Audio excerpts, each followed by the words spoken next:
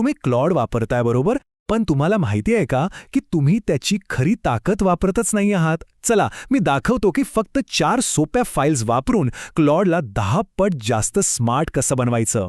ऐकून कदाचित धक्का बसेल, पण जे लोक क्लॉड प्रोसाठी पैसे देतात ना, ते त्याची फक्त आणि फक्त 10% ताकद वापरतात. हो, हे खरंय.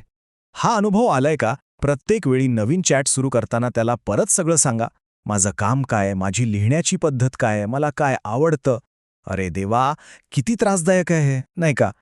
पण थांबा, यावर एक एकदम सोपा उपाय आहे.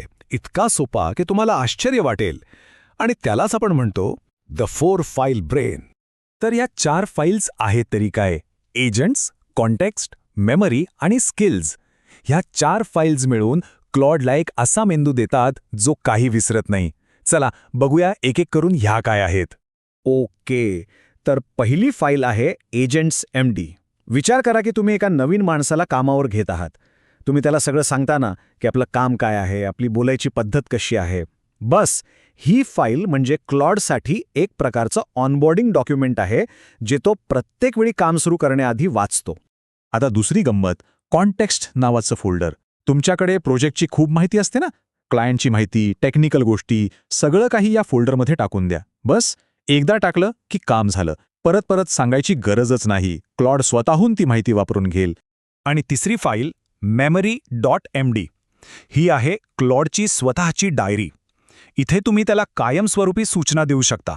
समजा तुम्हाला त्याच्याकडून ईमेलच्या शेवटी चीअर्स नकोय, फक्त एकदाच सांगा, झालं. तो हे कायमचं लक्षात ठेवेल, परत ती चूक कधीच नाही करणार. आणि आता येतोय सगळ्यात पॉवरफुल भाग, स्किल्स फोल्डर. कल्पना करा, तुम्ही क्लॉडला एखादं मोठं किचकट काम फक्त एकदाच शिकवता. तो ते शिकून घेतो आणि त्याचं एक स्किल पॅकेज बनवतो. आणि मग काय? मग जादू होते. जे काम करायला तुम्हाला तास लागायचे ते आता फक्त एका कमांडवर काही मिनिटात होऊन जाईल.